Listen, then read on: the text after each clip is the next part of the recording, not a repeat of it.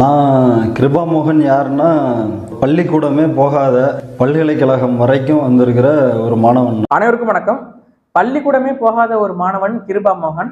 ஆனா பல்கலைக்கழகம் வரைக்கும் முன்னேறி வந்திருக்கான் அப்படின்னா அது மிகப்பெரிய சாதனை தான்.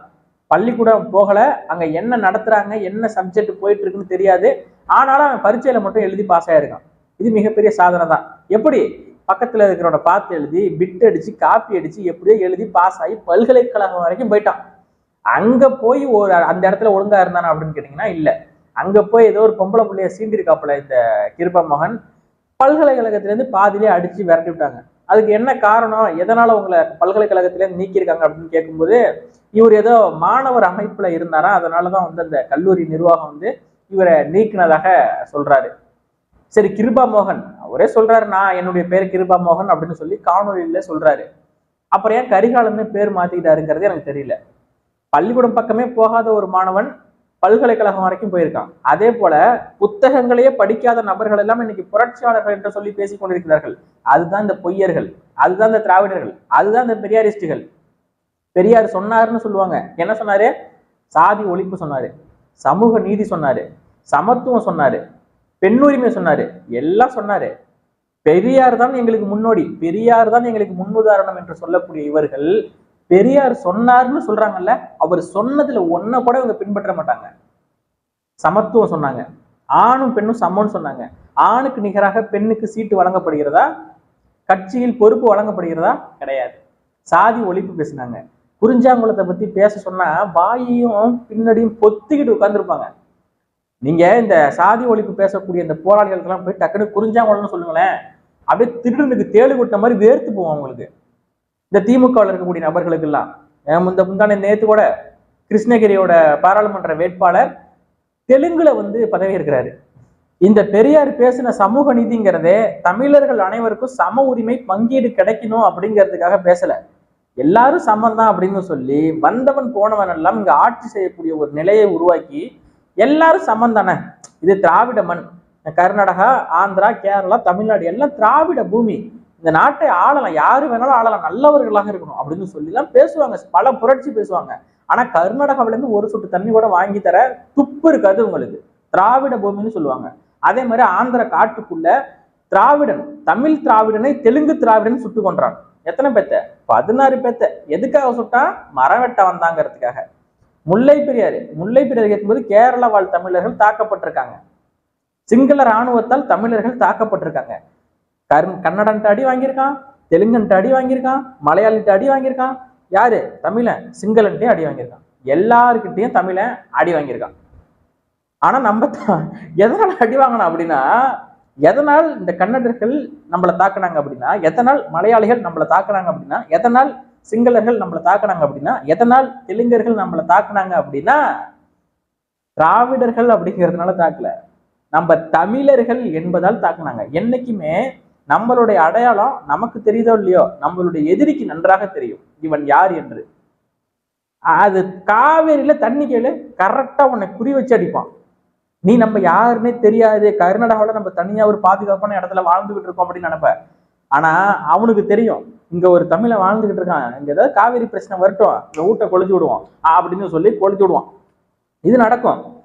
இங்க யாரும் திராவிடர்கள் கிடையாது, நம்ம தமிழர்கள். ஆனா இந்த பெரியார் பேசின சமூக நீதியை வச்சுக்கிட்டு எல்லாரும் ஒண்ணுதான் அப்படின்னு சொல்லி இங்க இருக்கக்கூடிய நமக்குள் இருக்கக்கூடிய சில பிளவுகளை வைத்து, நமக்குள் இருக்கக்கூடிய இந்த சாதி உணர்வு, மத உணர்வுலாம் இருக்குல்ல, இதை இவர்கள் பயன்படுத்தி கொண்டு தமிழர்களுக்கு எதிராகவே சில நபர்களை இவங்களே திரட்டினாங்க. எதனால அப்படின்னா, நமக்குள்ள இருக்கக்கூடிய பகைகளை வைத்து நம்மளை ஒரு பிரித்தாளும் சூழ்ச்சியை கையில் எடுத்து, நம்ம தலித்து தாழ்த்தப்பட்ட மக்களுக்கு நம்ம நல்லது செய்ய போறோம் அப்படிங்கிற மாதிரி அப்படியே ஒரு மக்கள் அப்படியே ஏமாத்தி மடைமாற்றம் செஞ்சு அவர்களுடைய வாக்கு வங்கிகளை பறித்து சிறுபான்மை மக்களுக்கு நாங்க தான் பாதுகாப்பு அப்படின்னு சொல்லிட்டு பல்வேறு பொய்யான கருத்துக்களை பேசி பேசி இவர்கள் ஆட்சியில் இருப்பாங்க. ஆனா பாத்தீங்கன்னா வட தமிழகத்துல வன்னியர் சமுதாயமும் பறையர் சமுதாயமும் பெரும்பான்மையா இருக்காங்க. ரெண்டு சமுதாயத்துக்கும் மோதல் வரும் சில நேரங்கள்ல. ரெண்டு பக்கமுமே இழப்பு இருக்கும்.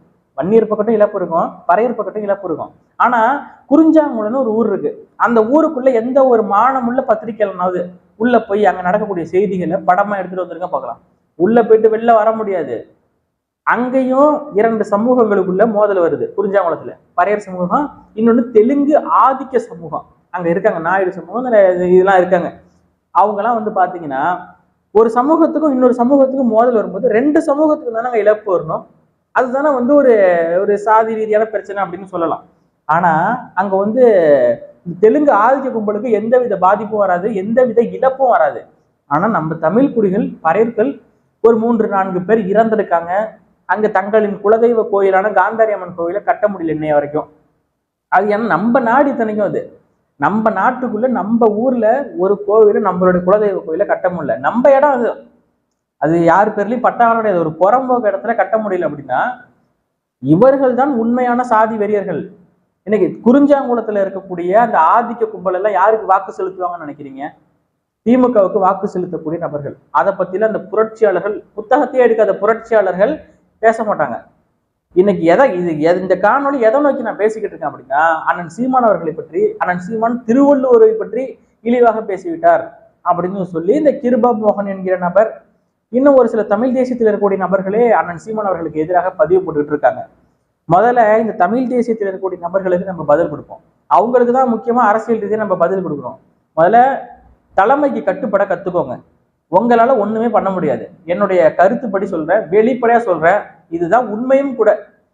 தமிழ் தேசியம் என்கிற ஒரு ஒரு கிராமத்துல ஏதோ ஒரு சைக்கிள்ல ஒரு மஞ்சப்பையை வச்சுக்கிட்டு சுத்திக்கிட்டு இருக்கக்கூடிய ஒரு நபர் பேசிய தமிழ் தேசியத்தை இன்னைக்கு ஒட்டுமொத்த இளைஞர்களுக்கு கடத்தி இன்னைக்கு தமிழ் தேசியம் என்கிற ஒரு கட்சி அங்கீகரிக்கப்பட்டு உலகம் முழுக்க இருக்கக்கூடிய தமிழர்களுக்கு பாதுகாப்பாக ஒரு கட்சி வளர்ந்துகிட்டு இருக்கு. இன்னைக்கு திருவள்ளுவரை பற்றி இழிவாக பேசிவிட்டார் சீமான் என்று நீங்க பேசுறீங்க. இதே திருக்குறளை தேசிய நூலாக மாற்றக்கூடிய அளவுக்கு சக்தி படைத்த ஒரு நபர் தான் அண்ணன் சீமான். அவர் இன்னைக்கு நாளைக்கு பாராளுமன்றத்தில் வெற்றி பெற்றோ சட்டமன்றத்தில் வெற்றி பெற்றோ ஒரு முதலமைச்சராக உருவாக்கியோ அண்ணன் சீமானவர்கள் தொடர்ச்சியா வலியுறுத்தி திருக்குறளை தேசிய நூலாக மாற்றக்கூடிய வல்லமை படைத்தவர், சக்தி உள்ளவர் அண்ணன் சீமான் மட்டும்தான். உங்களால என்ன பண்ண முடியும்? தமிழ் தேசியத்தில் இருந்துகிட்டே அண்ணன் சீமான் அவர்களுக்கு எதிராக பதிவு போடுறீங்க. முதல்ல அரசியல் அதிகாரத்தை கைப்பற்றணும். அது வரைக்கும் கொஞ்சம் அமைதியா இருங்க. பேசுவதற்கு நிறைய பிரச்சனை இருக்கு. திராவிட முன்னேற்ற கழகத்தில் இருக்கக்கூடிய ஊழல்களை பத்தி பேசுங்க, ஆளும் அரசாங்கத்தை பத்தி பேசுங்க.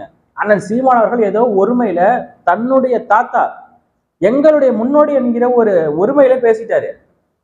அது இந்த தெலுங்கு கும்பல் அதை அரசியல் பண்றதுக்காக கையில் எடுக்கிறாங்க. இந்த தமிழ் தேசியத்தில் இருக்கக்கூடிய ஒரு சில நபர்கள் பேரை சொல்லக்கூடாதுன்னு நினைக்கிறோம், பாரிசாலன் மாதிரியான ஆட்கள்.